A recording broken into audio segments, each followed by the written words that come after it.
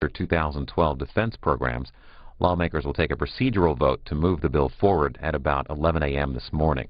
60 aye votes are required for that. And now live to the Senate floor here on C-SPAN 2.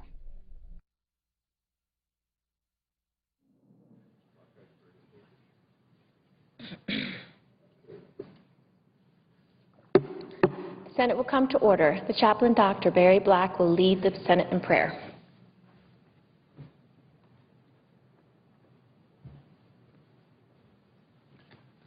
Let us pray. Holy, holy, holy, Lord God of hosts, heaven and earth are filled with your glory. Lord, you have given us the hope that your kingdom shall come on earth.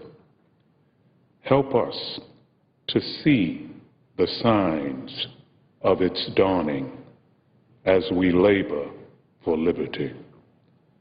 May the work and deliberations of our lawmakers so reflect the nature of your coming kingdom that people will be filled with faith. Increase our hunger and thirst for righteousness and feed us with the bread of heaven. Lord, empower us all to work for that perfect day when your will shall be done on earth as it is in heaven. We pray in your sacred name. Amen.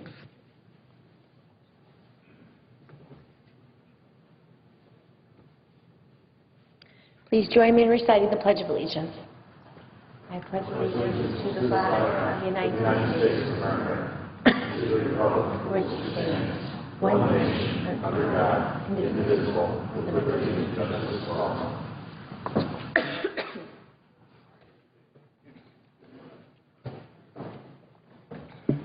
The clerk will read a communication to the Senate.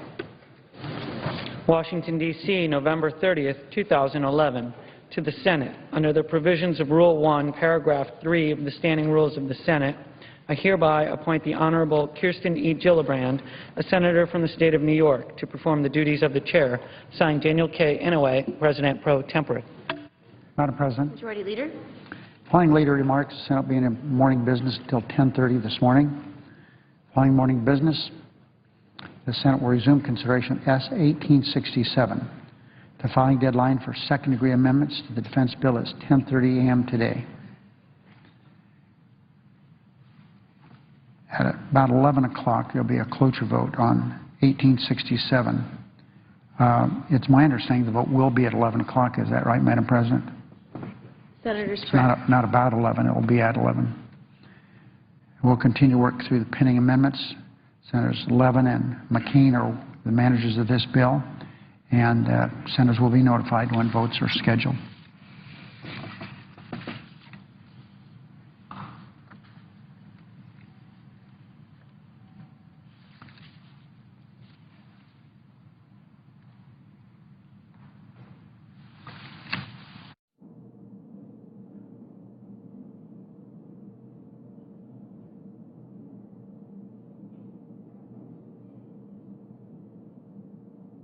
Madam President, there was a little void here from 10:30 till the vote.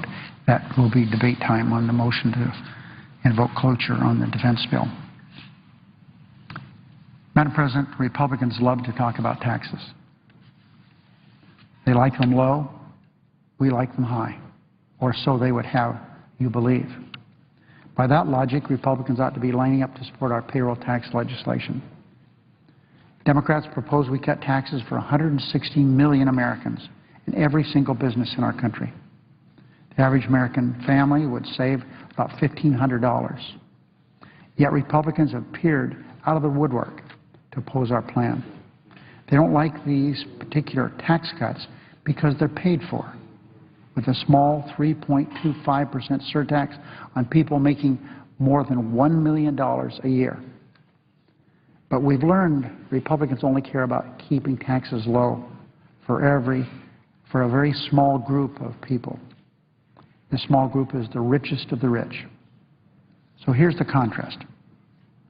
On one side, you have Democrats fighting to cut taxes for 160 million Americans who make an average of less than $30,000 a year. On the other side, you have Republicans fighting to keep taxes low for fewer than 350,000 people who take home more than $3 million every year. The contrast. 160 million Americans who make an average of less than $30,000 a year. On the other side, the Republicans are fighting to keep taxes low for the richest of the rich, 350,000 people who make more than $3 million a year.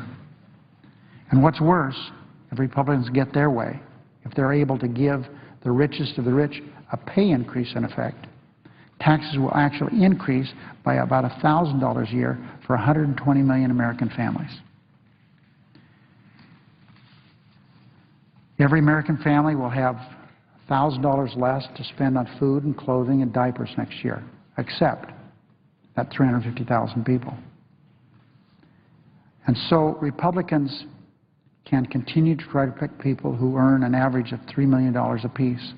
We're not going to do that, Madam President, not in today's economy. In other words, Republicans are increasing taxes on nearly every American family to protect people who make an average of $37,500 a week, far more than most Americans make in a year.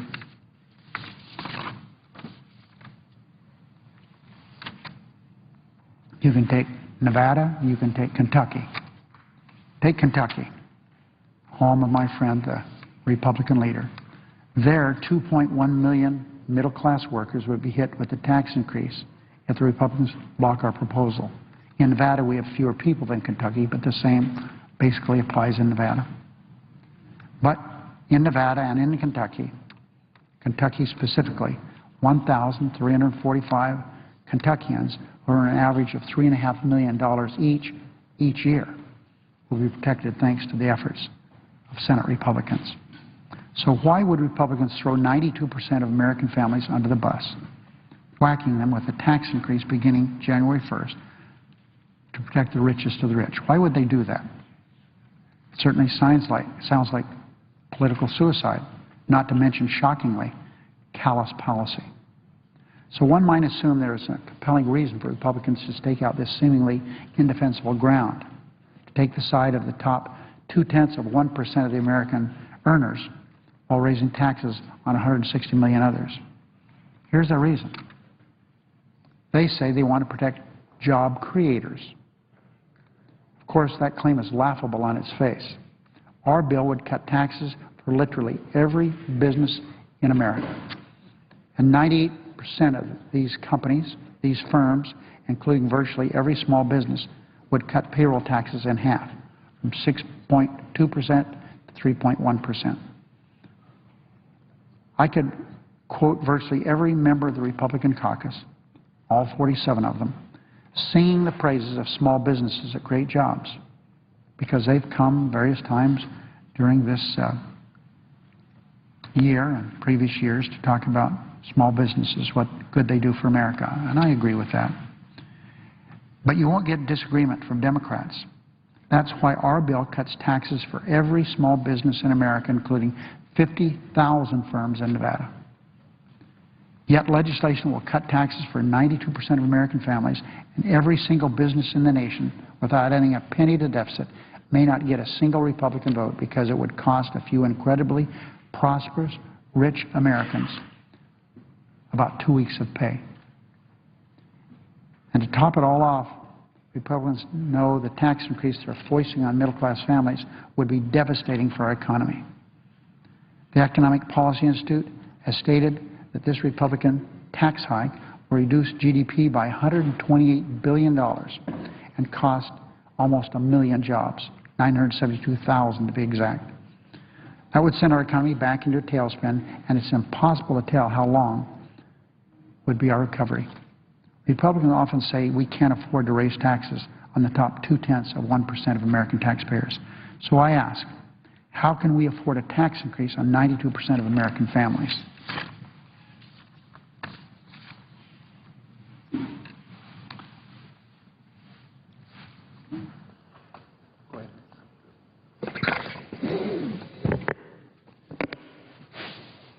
Madam President, Republican leader. I know my good friend, the Majority Leader, may have been a little busy the last 24 hours. Maybe he missed the news. Reuters says U.S. Senate Republicans back payroll tax cut extension. The Wall Street Journal says GOP set to back payroll tax cut. IBD says GOP open to payroll tax cut. U.S. News, Mitch McConnell says Congress will likely extend tax cut one more year. CBS says GOP working on alternative proposal for payroll tax cut extension. The Washington Post, majority of Republicans likely to back payroll tax extension. And Fox News, Republicans back payroll tax extension. So, Madam President, this is not an issue, not an argument about whether or not we ought to extend the payroll tax cut that was enacted last year for 1 year. The issue is how do you pay for that, and we have differences of opinion about that. This week, as we all know, the Senate is debating the extension of a temporary payroll tax cut that the two parties agreed to last year to help those struggling in a bad economy. But before getting into any detail about the various proposals that are being considered for extending this temporary tax cut, I think it's important to establish a couple of things right here at the outset. First, the debate we're having this week is not about whether to extend this temporary relief for millions of working Americans out there who are struggling as a result of the ongoing jobs crisis. It's about whether we should help those who are struggling in a bad economy by punishing the private sector businesses that the American people are counting on to help turn this economy around. The President and Democrats here in Congress are saying we ought to recoup the revenue we won't get from one group of taxpayers by socking it to another group, a significant number of whom happen to be employers. What this really means is that one way or another they want the money coming back to Washington so that the President and his allies in Congress can divvy it up how they want, protecting and aiding the politically favored few. And this really sums up the whole story of this President and the economic policies he's promoted over the past few years. Send your money to Washington so the President and his allies in Congress can spend it their way on things like turtle tunnels or bailing out politically connected investors at failing solar companies. The Democrats can say they just want some people to pay a little bit more to cover this or that dubious proposal. But what they don't tell you is that 80% of the people they want to tax are business owners. In other words, the very people we're counting on to create the jobs that we need in this country. Think about that. The Democrats' response to the jobs crisis we're in right now is to raise taxes on those who create the jobs. And this isn't just counterproductive, it's absolutely absurd. And that brings me to my second point, which is this. The only reason we're talking about extending a temporary cut in the payroll tax right now, the only reason we're even talking about extending unemployment insurance right now is because President Obama's economic policies have failed working Americans. Democrats and liberal pundits are fond of saying that Republicans are rooting against the economy. But it's easy to refute that one. If Republicans wanted the economy to stall, we'd just stand on the sidelines and wave through everything the President and his Democratic allies in Congress proposed. That's what the Democrats did for 2 years, the first 2 years of the President's term. And now we're living with the results. Unemployment's still stuck at around 9%.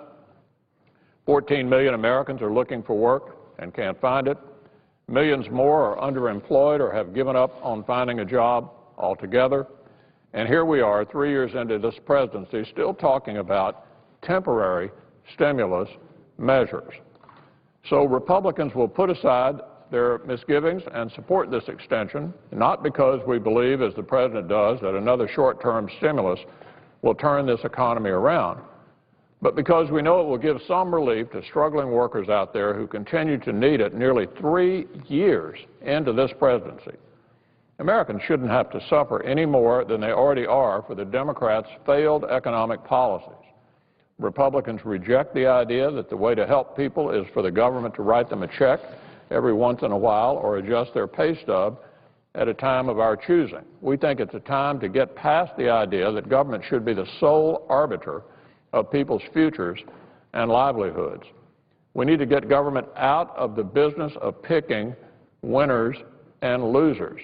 And that's why Republicans think the real answer is broad-based tax reform that clears out the deductions and the loopholes and the special carve-outs for those who are rich enough or politically connected enough to benefit from them. If you're a small business owner, we don't think you should have to have an army of tax lawyers on staff to figure out how to keep your business profitable and your employees on the payroll. If you're an individual, you shouldn't have to hire an accountant to keep from getting ripped off by the IRS. We think Americans are ready for tax reform that makes the system fair for everybody, that levels the playing field so people in small businesses can compete without having to beg for favors or beg for loopholes. And we're going to keep pressing for it. And part of that is looking beyond these temporary stimulus measures. Let's be very clear about this.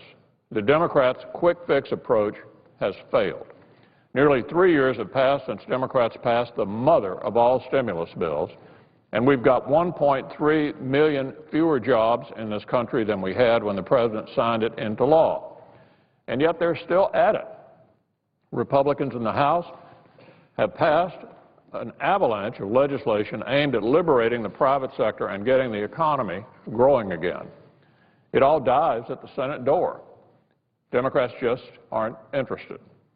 With Democrats in control of 2/3 of the government in Washington, all we get is more temporary stimulus and calls to raise taxes on the very people we're counting on to jolt this economy back to life. And that's why we're standing here 3 years into this administration still talking about temporary stimulus measures paid for by permanent tax hikes. Temporary stimulus measures paid for by permanent tax hikes. Democrats don't just seem interested in doing anything that will lead to economic growth. They're stuck on stimulus. They're stuck on government. They're stuck on economic policies that have already failed. So we're not arguing against extending the payroll tax cut. We just think it shouldn't be punishing job creators to pay for it. And we think that if this kind of temporary relief engineered at some lawmakers' whim is the sum and substance of Democrats' plan for getting this economy going again, we're really in trouble. The American people don't want a temporary allowance from Democrats here in Washington. They want us to get out of the way, lift the burdens to growth so they can get this economy going. That's why Republicans are proposing a very different approach to paying for this extension. We can maintain this tax relief without raising taxes on job creators. If past experience shows us anything, it's that Washington will only spend every dime it gets and then some anyway. We need to find a solution that doesn't give more power to Washington. We'll never get this economy going again or help people create the wealth and jobs that America needs if we continue to allow Washington to dictate all the rules of the game when it comes to our economy. And at the end of the day, the real question in this debate isn't whether lawmakers in Washington should or shouldn't extend some temporary stimulus, but whether the American people should continue to allow Washington to have so much power over their lives. That's what this debate is really about. For the chair, I'm announcing business today. Under the previous order, the leadership time is reserved. Under the previous order, the Senate will now be in a period of morning business until 10:30 a.m., with senators permitted to speak therein for up to 10 minutes each, with the time equally divided and controlled between the two leaders or their designees. I now, Madam President, move to proceed to calendar number 238. That's S 1917. Clerk will report the motion. Motion to proceed to calendar number 238, a bill to create jobs by providing payroll tax relief for middle-class families and businesses and for other purposes. Madam President, I have a cloture motion to desk. The clerk will report the motion. We, the undersigned senators, in accordance with provisions of Rule 22 of the Standing Rules of the Senate, hereby move to bring to a close the debate on the motion to proceed to calendar number 238, S 1917, a bill to create jobs by providing payroll tax relief for middle-class families and businesses and for other purposes, signed by 17 senators as follows: Reed of Nevada, Casey, Reed of Rhode Island, Durbin, Feinstein, Levin, Bingaman, Murray, Leahy, Conrad, Whitehouse, Cardin, Boxer, Franken, Baucus, Menendez, and Lieberman. I ask consent that the mandatory quorum under Rule 22 be waived. Without objection. I now withdraw my motion to proceed. The motion is withdrawn. Madam President, Sunday on one of the Sunday shows, the assistant leader, Republican, the whip, my friend, the junior senator from Arizona, indicated that Republicans wouldn't support the withholding tax proposal we had made. Monday, that was what the Senate leadership has said here today. So I'm very happy that there's been a conversion, and now they agree to support it. But be careful. Remember, they're very clever and unclear on how they want this paid for. One Republican senator said he didn't want it paid for. And that, in fact, has been the standard mantra of the Republicans. Tax cuts should not have to be paid for. The Bush tax cuts, amounting to trillions of dollars, were not paid for. And that's, of course, one reason, Madam President, we have this huge, huge problem with the deficit. I think we also have, Madam President, have to recognize that one thing our country lacks is confidence. And one reason, there are a lot of reasons, but one reason the country lacks confidence is people out here talking about how bad the economy is doing. It is doing very poorly, and I recognize that. But we have had growth over the last many months. Is it as significant, as robust as we want? Of course not. But we have a growing economy. That's to say about my friend, the prior president, President Bush, we had no growth there. That was downhill. During those 8 years, Madam President, we took this country had when he came into office, a surplus of trillions of dollars. That was taken away with not paying for all these tax cuts, the unpaid war in Iraq, the unpaid war in Afghanistan. And at least 8 million jobs were lost. So we are trying to work our way out of that, and we've worked very hard. My friend talks about the stimulus bill, the Economic Recovery Act. Madam President, let's just talk about something I know a lot about, the state of Nevada. But for that bill, the state of Nevada, which is very, very hard hit with the economic recovery, a state that for 2 decades had been the #1 place in America to come to start a business, to get a job, to buy property. That's no longer the case. That is no longer the case. But the stimulus bill has kept the schools open, has allowed people on Medicaid to continue getting some help, and we've had, because of that bill, thousands and thousands of jobs created with solar projects, geothermal projects all over the state of Nevada. Is it enough? Of course not. But let's start building some confidence and allowing people who have, these companies have trillions of dollars, let's have them start spending some up creating jobs.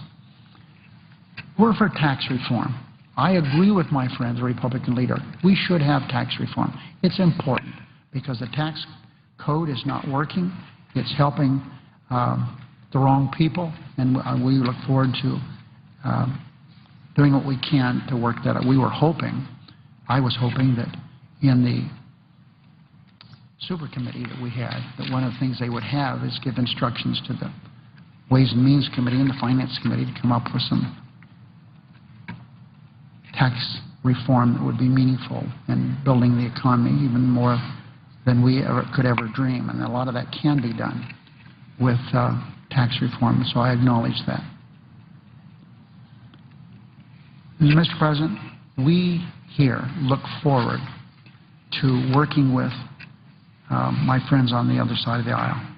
They say they're in favor of now extending withholding, that we know that that's created lots of jobs, and we're glad they're going to do that. But I repeat, let's be very careful how it's paid for. The American people believe we should pay for it the way that we have suggested. The only people in the world that don't think it should be paid for in the way we've suggested are Republicans in the Senate.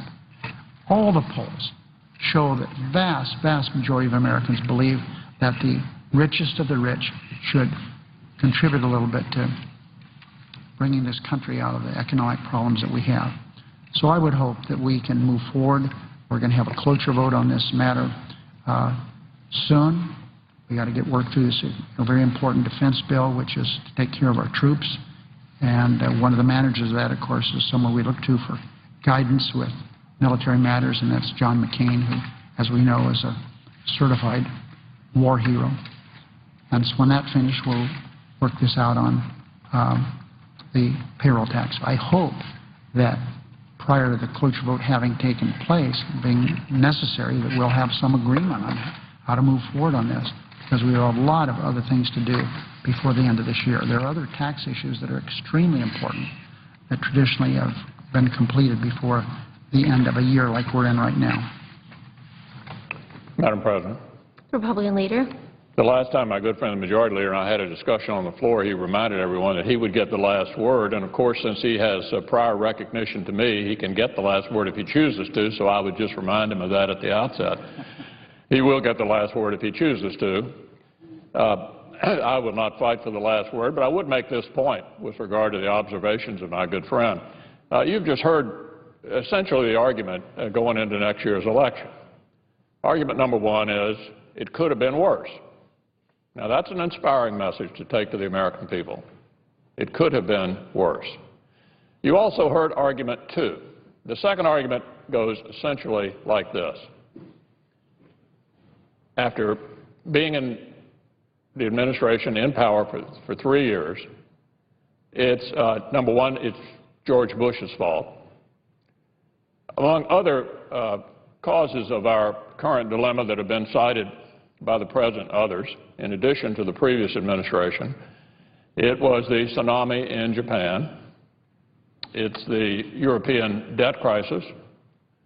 Of course, it's the Republicans in Congress.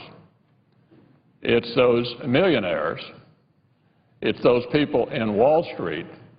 In short, Madam President, it's everybody's fault but ours. And that is the argument you're left with when you're going into an election year facing the American people, and you've got nothing else to say. People don't think the stimulus worked. People don't like Obamacare. They don't like Dodd-Frank. There is absolutely nothing in terms of positive accomplishment that our good friends can cite. Thus, the argument, it's anybody's fault but mine. So it will be an interesting discussion going into next year, but it strikes me that our job here in the Senate is not to frame up campaign arguments on a weekly basis, but actually try to get something done. As my friend indicated, there are things that need to be done before the end of this year. The Defense Authorization Bill that we will finish this week. The appropriation bills in one way or another, either a combination of them or a continuing resolution, each of them through the end of the next fiscal year. We have tax extenders. We have the dock fix. We have the completion, in spite of the exercise we'll engage in tomorrow, with two approaches to continuing the payroll tax extension. I've already indicated overwhelming majority of Republicans think it should be extended, and so we'll have to figure out how to package that and actually accomplish something, not just come out here on the floor and score political points, but actually accomplish something for the American people on things like unemployment insurance, things like extension of the payroll tax reduction enacted a year ago, things like the dock fix. These are the kinds of things that actually have to be done. And the more time we spend on the floor with these political messaging votes, the less time we have to actually do what the American people sent us here to do. And so I'll be working with my majority leader, my friend the majority leader. I mean, we work together every day. When you get past the political speeches and the show votes, there are things that need to be done, and we will be working together to get those accomplished before Christmas. Madam President. Majority Leader. I agree with virtually everything the Republican leader said. I do think that the presidential election will be based on what took place in the Bush administration, how we've tried to recover from that, how things have been exacerbated because of the tsunami and because of the European debt crisis. But I also agree wholeheartedly with my friend that we need to work together, the rest of this Congress. It's difficult to do, but we need to set aside presidential politics and work in our sphere as legislative leaders to try to work and move this country along. So I look forward, and I appreciate the constructive remarks of my friend.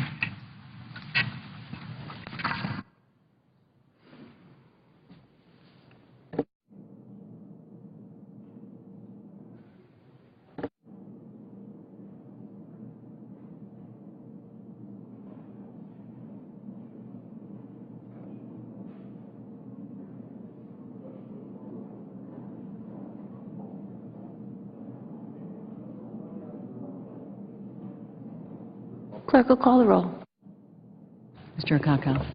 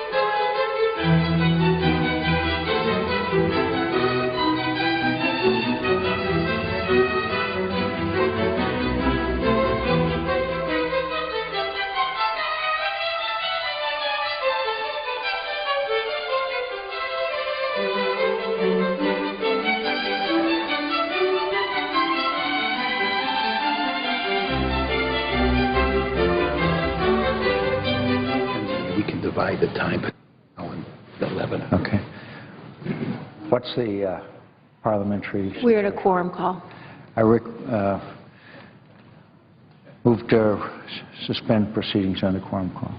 Without objection. Morning business is closed. Under the previous order, the Senate will resume consideration of S-1867, which the clerk will report. Calendar number 230, S-1867, a bill to authorize appropriations for fiscal year 2012 for military activities of the Department of Defense and so forth and for other purposes. Under the previous order, the time until 11 a.m. will be equally divided and controlled between the Senator from Michigan, Mr. Levin, and the Senator from Arizona, Mr. McCain, or their designees.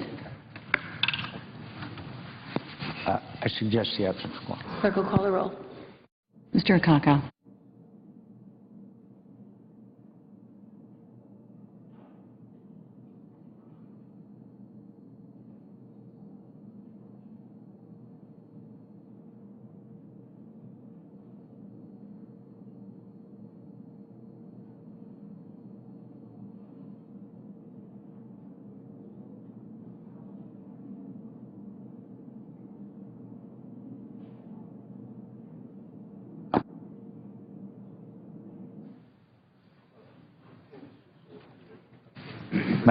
Madam President, I suggest we suspend all proceedings on the quorum call. Without objection. I'd like to say to my colleagues that we have been waiting approval of a manager's package of amendments that have been cleared by both sides. It is not a manager's package. It's simply a group of amendments that have been proposed by members on both sides of the aisle, approved. No one has objected, and yet there are objections to moving forward with with these amendments in a package. There are important amendments by members on both sides, and I would urge my colleagues who would object to moving forward with this package of amendments, which have been agreed to by both sides, and there has been no objection voiced to them individually, that I would like to move to adopt those shortly before the quorum call the vote on cloture at 11. And if someone objects to that, then I would insist that they come over to the floor and object. And that is a procedure that we will follow that I'd like to inform my colleagues. In other words, we have a group of amendments. They have been cleared by both sides. No one objects, and yet there seems to be an objection to moving forward with a group of amendments that has already all been agreed to. So, according to parliamentary rules, I will insist that a member be here present to object when I move forward with the package shortly before the hour of 11. Anyone watching in the offices, please inform your senator of that decision. Senator from Michigan. Madam President, just to reinforce something that the Senator from Arizona said, that these are amendments that there's no objection to on the substance. I mean, we've worked very hard working with all the senators to clear amendments, and that process will continue after the cloture vote as well. But we now have this group we've worked very hard on. We know of no objection. If there were an objection, they wouldn't be in a cleared package. So we know of no objection. None have been forthcoming. They've been here for a day or two now. And the Senate really needs to work its will. This is the way we should be operating. If there's no objection to an amendment, the people have had a chance to look at it. They've been cleared on both sides. Any committee of jurisdiction that has an interest has been talked to, and that's been taken care of. This is, it seems to me, the right way to proceed, and I want to just commend Senator McCain for what he just said and join with him in that sentiment. The bill that we have before us that we'll be voting cloture on at about 11 o'clock would authorize $662 billion for national defense programs. This is $27 billion less than the President's budget request. It's $43 billion less than the amount appropriated for fiscal year 2011. We've been able to find savings without reducing our strong commitment to the men and women of our armed forces and their families, without undermining their ability to accomplish the mission that we've assigned to them that they handle so remarkably bravely and consistently. And so we've identified and scrubbed this budget to find those savings, and the bill that we'll be voting cloture on and hopefully adopting cloture reflects those savings. Because of our action last night on the counterfeit parts amendment, the bill now contains important new provisions to help fight the tide of counterfeit electronic parts, primarily from China, that is flooding the defense supply chain. I went through the provisions last night, and I won't repeat them here, other than to say that we are taking strong action to make sure that the parts that are provided to our weapons systems are new parts as required and are not counterfeit parts. There's a number of steps in this bill. They are effective and strong steps. We require, for instance, that parts that are being supplied come from the original manufacturer of those parts or an authorized distributor of those parts, or if that's not possible, because the parts are no longer being manufactured or there's no authorized distributor, that whoever is supplying those parts be certified by the Department of Defense, the way they currently are by one part of the Department of Defense, the Missile Defense Agency, as being a reliable supplier. We've had too many cases of missiles and of airplanes that have defective parts on them. And the lives of our people in uniform depend upon these parts being quality parts. And we're not going to accept the status quo anymore in terms of counterfeiting, mainly from China, and we're taking this strong action in this bill now, following last night's action, to make sure that this status quo is reversed. We have over 96,000 U.S. soldiers, sailors, airmen, and Marines on the ground in Afghanistan. We have 13,000, as we speak, remaining in Iraq. There's many issues upon which we disagree, but every one of us knows that we must provide our troops with the support that they need and deserve as long as they are in harm's way. And Senate action on the defense bill will improve the quality of life for our men and women in uniform. It will give them the tools that they need to remain the most effective fighting force in the world, and it will also send a critically important message that we as a nation stand behind our troops and their families, and we appreciate their service. So I hope that we can adopt a cloture motion, which is before us, so that we can proceed to the post-cloture period where we can then resolve the remaining amendments that can be resolved, and then pass this bill hopefully tomorrow.